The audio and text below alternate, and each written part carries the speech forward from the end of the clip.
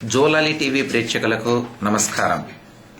ఆంధ్రప్రదేశ్ ఎన్నికల ప్రధానాధికారి బన్వర్లాల్ చిత్తూరు జిల్లా పర్యటనలో భాగంగా తిరుపతి ఆర్డీఓ కార్యాలయంలో విలేకరులతో మాట్లాడారు. పాటు డిసెంబర్ 7వ తారీఖు వరకు ప్రతి ఆదివారము నగర పరిధిలోని బూత్ లెవెల్ ఆఫీసర్స్ ఆధ్వర్యంలో ఉదయం 9 గంటల నుంచి సాయంత్రం 5 గంటల వరకు ఓటర్ల నమోదు కార్యక్రమాన్ని చేపట్టినట్లు చెప్పారు.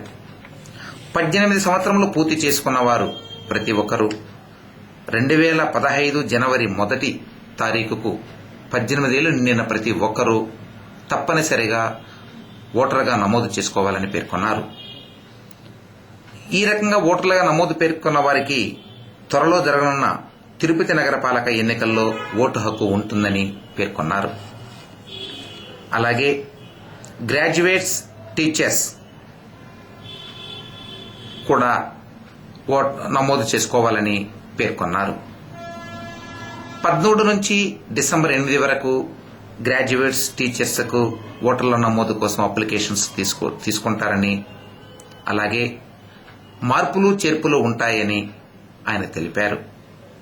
ఎవరైనా 1 జనవరి 2015కి 18 సంవత్సరం కంప్లీట్ చేస్తారో వాళ్ళు కూడా 13 నవంబర్ నుంచి అప్లికేషన్ పెట్టడానికి అర్హత వాళ్ళు ఉంటారు. వాళ్ళని కూడా కొత్తగా ఓటర్గా నమోదు చేసుకుంటాము.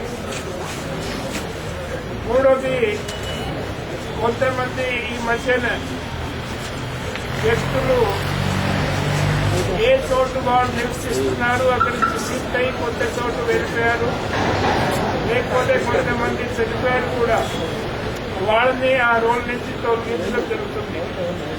సో ఈ మొత్తం ప్రాసెస్ 13 నవంబర్ నుంచి 8 డిసెంబర్, అంటే 8 డిసెంబర్ చివరి తేదీ ఉంది.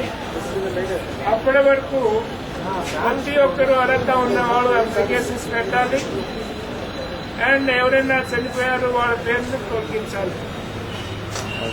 మూడోది, ఆంధ్రప్రదేశ్ రాష్ట్రంలో చిత్తూరు జిల్లాలో మొట్టమొదటిసారిగా ఆధార్ నంబర్, ఏపిక్ నంబర్ రెండు పూర్తిగా కల్పించి ఎవరికైనా ఆధార్ నంబర్ లేదో ఆ ఓటరు